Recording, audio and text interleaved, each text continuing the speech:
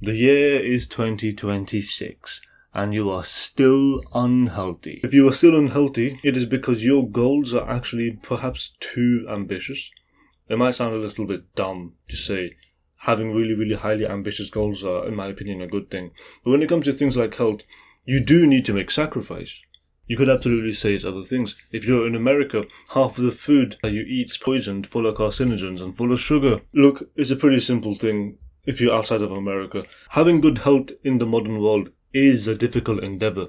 Having consistent sleep, having high quality sleep, eating well, getting time to exercise, these are all difficult things. I mean, you really need to be motivated if you want to be healthy. But there are a lot of people that want to be more healthy. The problem is, we live in an age where health is just a bunch of fads. Health is an internet fad. Health is a way of selling a product to an audience.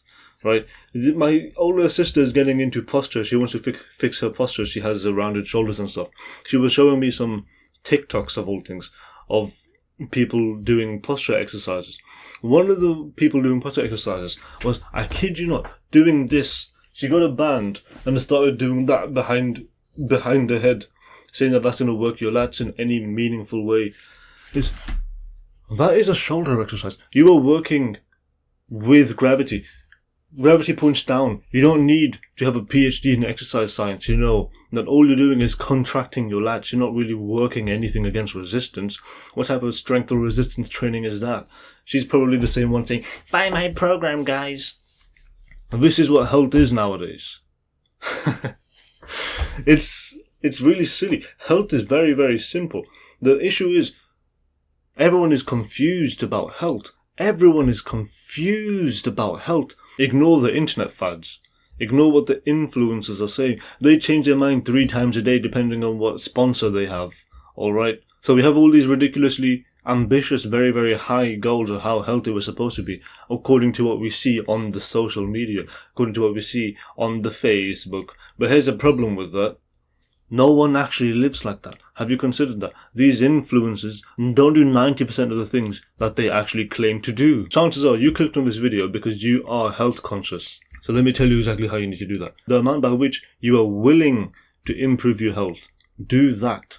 Because you're going to have to make a bit of sacrifice. That much is obvious enough. You're going to have to remove some bad things that you're doing, but you also get to increase some of the good things. You get to add some good things, which is a wonderful thing, right? You are willing already to make some of those changes. The really, really high ambitious goals of being ultra healthy, health nut, or whatever the hell have you. You are not willing to do that because you need to sacrifice too many other things that you don't want to sacrifice. So what you are willing to do, just do that.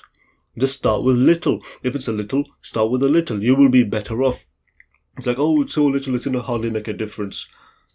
So you're telling me that doing 5% is better than 0%. So if I were to tell you to run a marathon, you're going to say it's better that I just don't try at all. Really? That makes sense to you?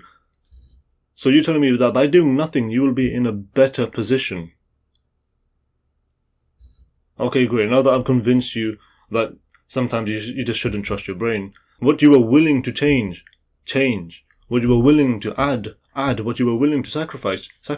If you are not willing to sacrifice something, then don't do it. Do not make health more difficult than it has to be. Because chances are, if you do become more healthy and you make the changes that you are currently willing to do, further down the line, you will be willing to do more sacrifices. It will take a little bit longer. It will be, however, easier. Not easy.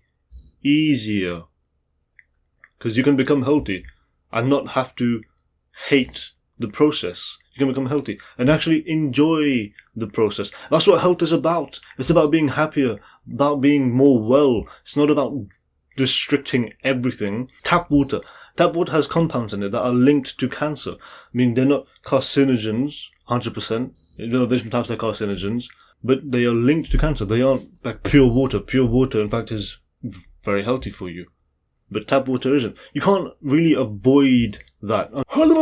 Alright, crazy man's done.